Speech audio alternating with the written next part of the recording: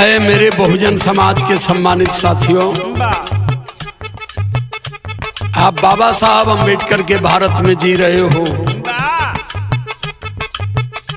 एक गीत जा रही है कुंभ पर। कुंभ में संतों की भीड़ लगी है और हमें सिखाया गया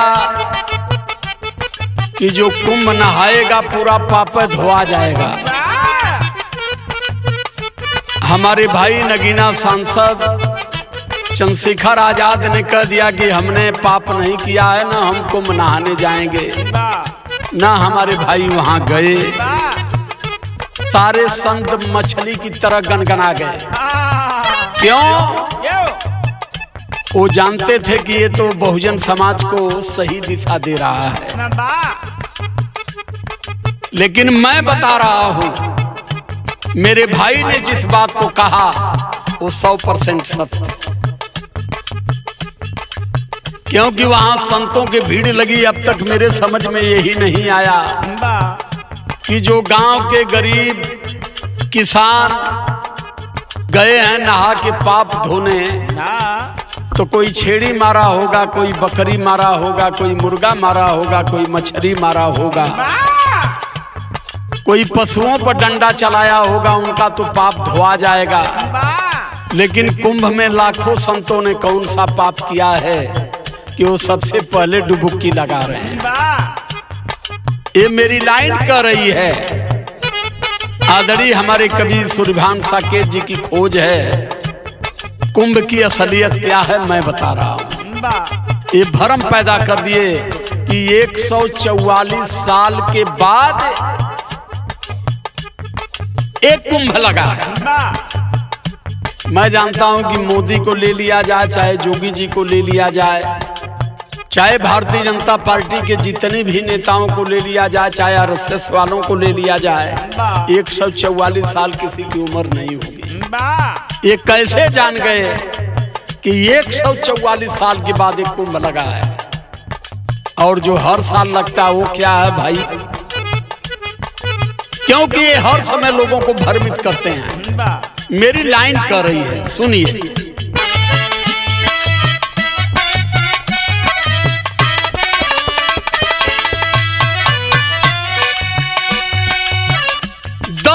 फीसदी संतियो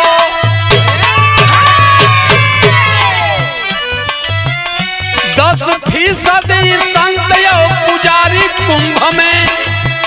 अरे पुजारी कुंभ में, बाकी 90% बाकी दुराचारी कुंभ में।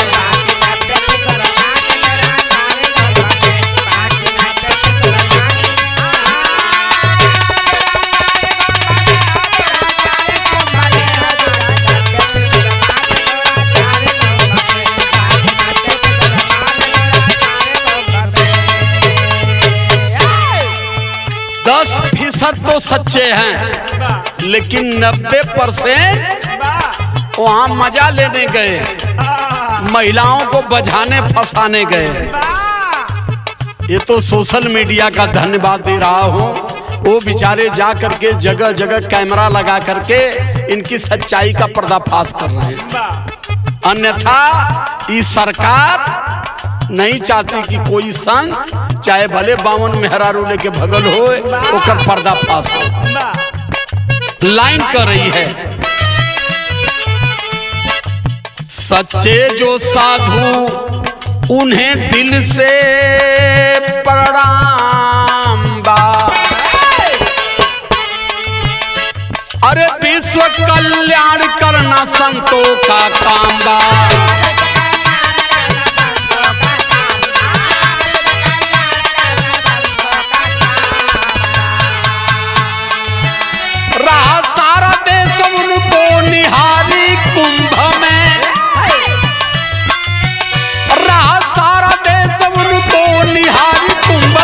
बाकी 90% बाटे दुराचारी कुंभ में।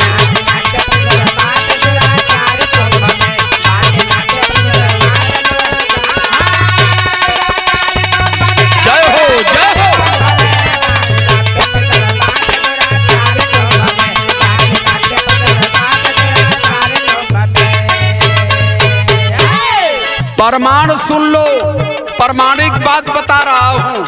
ये जितनी बड़े बड़े लट बना के वहां गए हैं वो सब संत नहीं हैं, वो लंठ हैं। पहली लाइन हमारी बता रही है, अंशिका कुशवाहा 12 साल की करीनामा, अरे नजरपुर गौवा भदोही में मकनवा,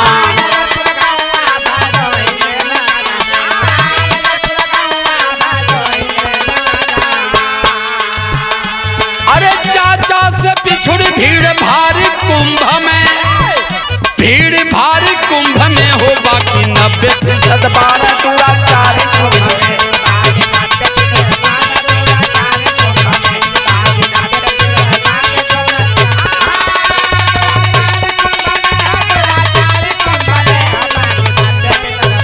पूरा 4 कुंभ में बाकी 90% 12 टूरा।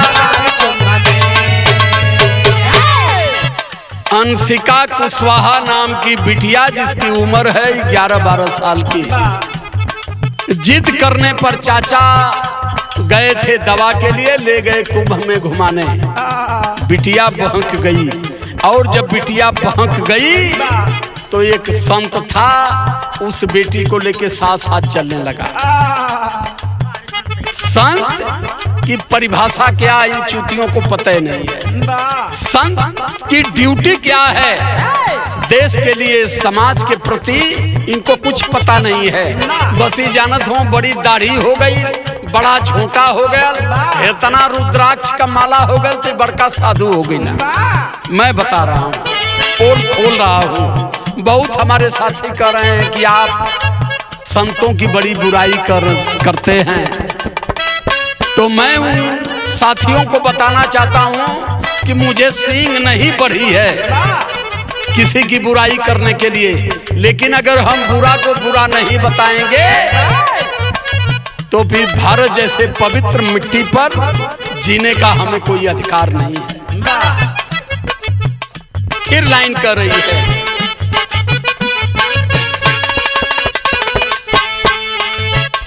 अरे भगवाधारी संजय गिरी ढोंगी मकारी,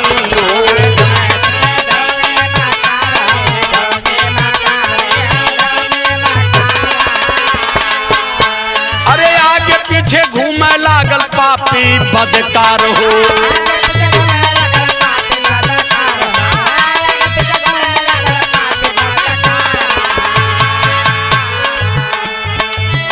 साथ लिया बन के देखा हितकारी कुंभ में, कल बिटिया घबरैया मत, हम ही साधु है, एकदम तुम्हां दिक्कत ना हुई। साथ लिया बन के घुमा हितकारी कुंभ में, हितकारी कुंभ में हो बाकी 90% 12 टूरा 4।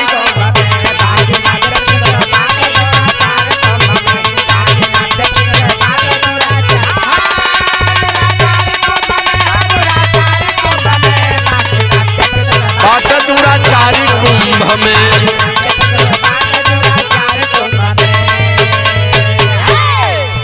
जब वो लड़की के पौलस लड़की के 50 रुपया दहलस खियावे पियावे लगल, आ खिया पिया के वो गिरिया कैले का, अरे साथ लिया लेके एकांत जगह पहुंचल निरदैया,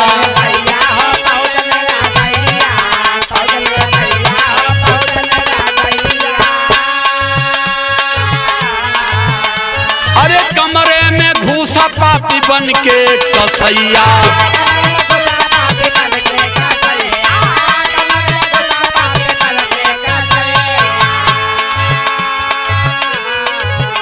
दिखा बंदूक भय दिहल डारी कुंभ में, अरे कुंभ में पशुओं की तरह भीड़ लगाने वाले मुक्ति लेने जा रहे हो हगनाटी में।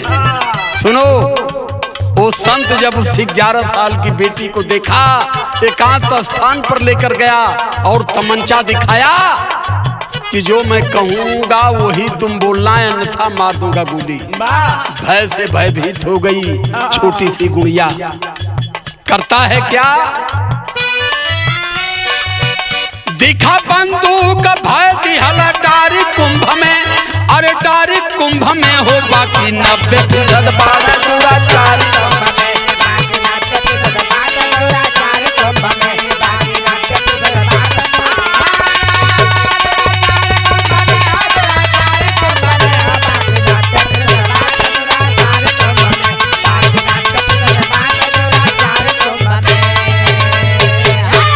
मैं धन्यवाद देता हूँ जब वो लेकर के संत अलग जगह अलग पंडाल में उस बेटी को गया, उसी समय 2 यूट्यूबर उस पंडाल में गए खाने के लिए कि थोड़ा सा बैठ करके कुछ खा लिया जाए तो हम कवरेज करेंगे। और जैसे ही इन यूट्यूबरों की नजर पड़ी, सोच लिए कुछ तो गड़बड़ है। करते हैं क्या, अरे यूट्यूबर अनमोल और निगम देखी लिहल। अरे लेव इंटरव्यू लगल नेक दिली रहल।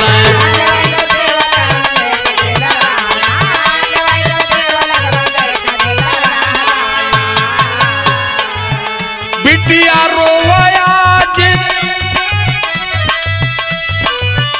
बिटिया रोवयाज देखा सुधारी कुंभ में। यहाँ सुधारी कुंभ में हो बाकी 90% बात कुल।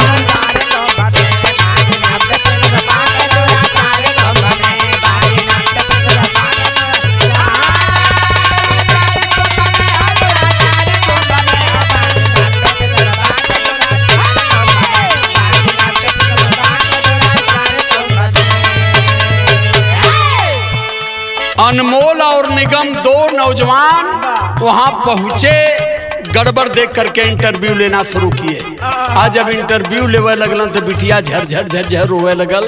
कल भैया हम अपने चाचा के साथ आए रहनी, बिछड़ गए। पूरा देश देखा था यूट्यूब पर इसे, लेकिन एक भी संत और सरकार दोनों को बता रहा हूं कि इसको हाईलाइट नहीं होने दिए कि कहीं संत की मर्यादा खतरे में पड़ जाएगी।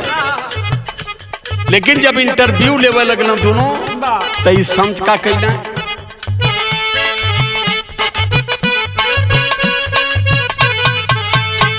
अरे निगम के ऊपर साधु हमला कई दिहल।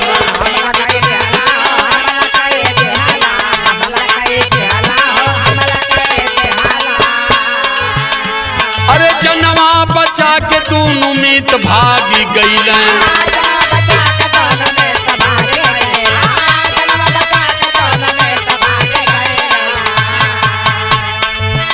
पहुंचे पुलिस कैंप के वो,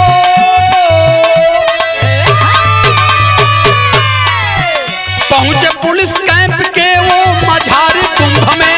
हे मझारी कुंभ में हो बाकी 90% बात दुराचारी।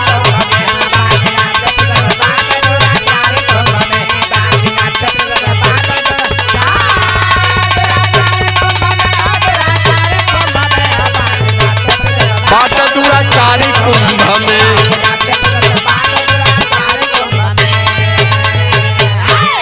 तुरंत भाग करके पुलिस चौकी पर गए, सारी घटना को अवगत कराए पुलिस वालों से। मैं धन्यवाद देता हूं कि तुरंत पुलिस ने अपनी कार्रवाई शुरू किया। और जब कार्रवाई शुरू किया तो हुआ क्या, अरे चट से पुलिस वाले खोज करन लागे।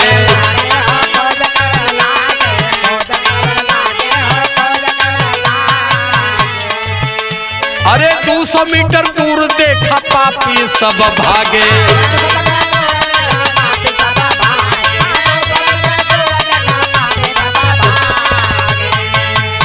अरे होवा लागल सारी कवारी कुंभ में। होवा लागल सारी कवारी कुंभ में हो बाकी 90% बात दुराचारी कुंभ में। बात दुराचारी कुंभ में।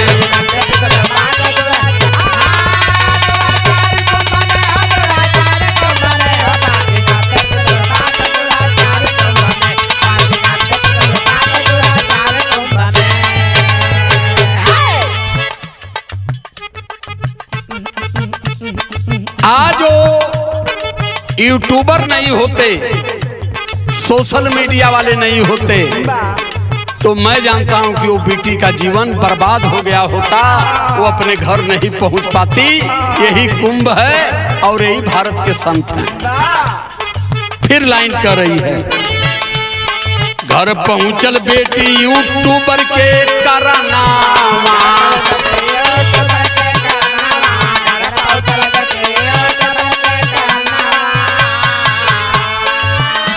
अरे संजय के छोड़ दी हल पुलिसी करनवा,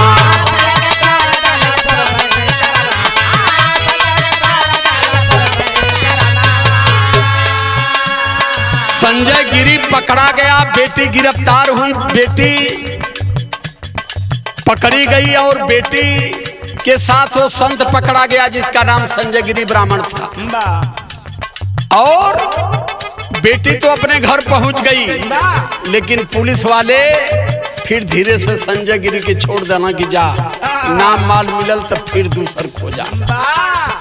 कहीं ना कहीं भारत में ईमानदारी की बहुत बड़ी कमी और रातों दिन ये कमी होती जा रही है। कोई भी व्यक्ति संविधान की बात तो करता है, लेकिन शिद्दत से संविधान को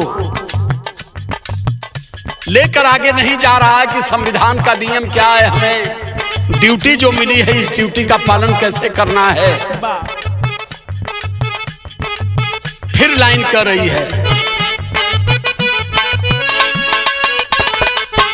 और हमारे दूरदर्शी सोच वाले हमारे भाई चंद्रशेखर आजाद इस बात को पहले ही भांप गए कि कुंभ में क्या होता है, क्या होगा, क्या होने वाला है। ये लाइन कर रही है, अरे यही बदे चंद्रशेखर बतिया के कहना,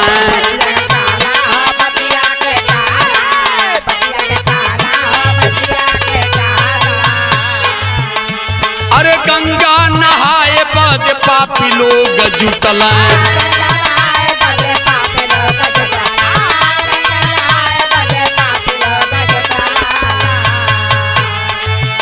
देखो अंध भक्त नैना पसारी कुंभ में, हे पसारी कुंभ में हो बाकी 90% बात दुराचार।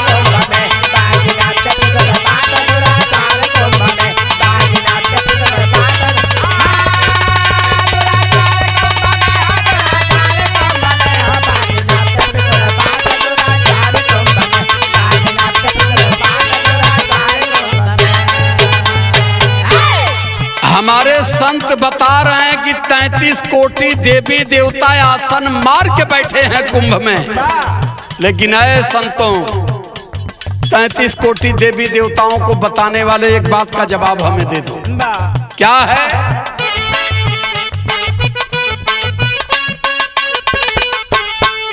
सेक्टर 20 में लवा में आग लगी गई,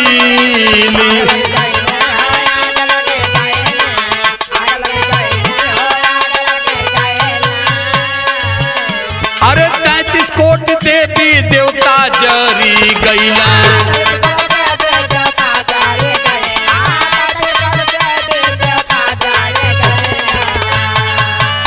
चलल नाही केहू का चमत्कारी कुंभ में, चमत्कारी कुंभ में हो बाकी 90% बात दुराचारी।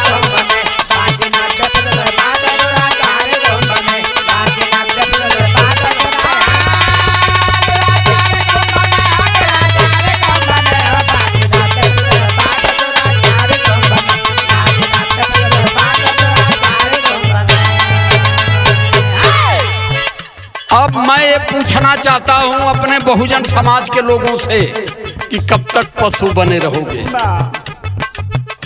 आग लग गई, कहाँ आग लगी? गीता प्रेस में, जहां धर्म ग्रंथ रखा हुआ था, धर्म ग्रंथ बंट रहा था, वही जब फटल सिलेंडर लगा लाग चलना पड़ रहा है। 33 कोटि देवी देवता लगला धाए धाए जरे, तब फोन बैल की यही आगे बुझाओ वाला दम कल्ला मंगावा, नहीं तो अब देवी देवता कामे ना आई है। तब फायर ब्रिगेड की गाड़ियां गई, तब जाकर के वो आग बुझी और सारे देवी देवता फेल हो गए। सारे देवी देवता फेल हो गए, किसी का चमत्कार काम नहीं आया। वहां क्या काम आया? बुद्ध की विचारधारा जो वैज्ञानिक तर्क पर सूत थी। कहिया ले लोगन यही तरह इनान के पीछे पूंछ पकड़ के झुल्ला लाबा, ये बहुजन समाज के लोगन बैल बना दिया तुहन लोगन के। राजकुमार यादव के सुनाया तनी गुना न समझ में आवे तो फोन करके बतिया ला, ए बाबू ना बतिएबा तो एकदम बैल की तरह है, आपको बना देंगे। भारत में अम्बेडकर साहब का देश है, तथागत बुद्ध संत रैदास संत कबीर का देश है, पेरियार ललई यादव पेरियार रामास्वामी नायकर का देश है। उन संत गुरु महापुरुषों को जानो और वेद ग्रंथ से देवी देवताओं से दूरी बनाओ। आखिरी लाइन है,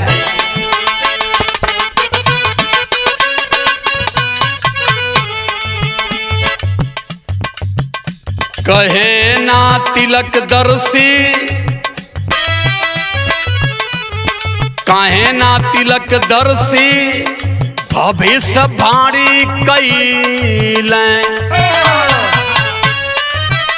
मैं उस लवंडे को कहना चाहता हूँ जो कापी पर लिख करके सबका भविष्य बताता है, सारे देवी देवताओं को बताता है। वहां इसके हनुमान जी क्या ननियौरे गए थे, नहीं कह पाया।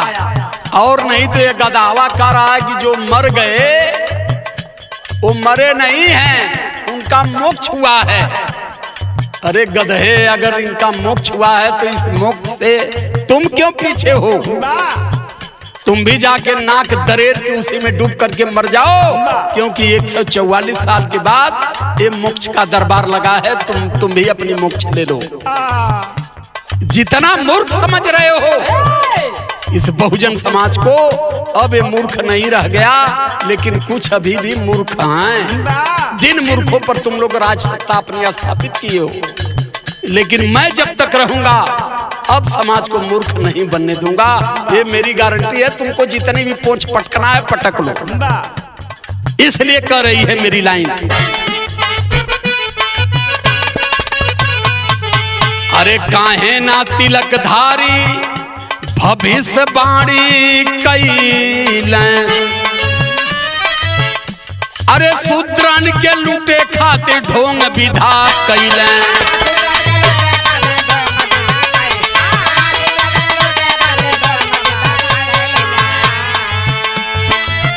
राजकुमार सूरज भान फटकारी कुंभ में,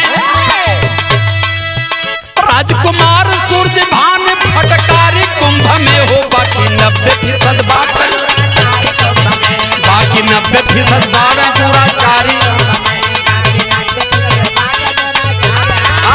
दुराचारी कुंभ में हो। बात दुराचारी कुंभ में।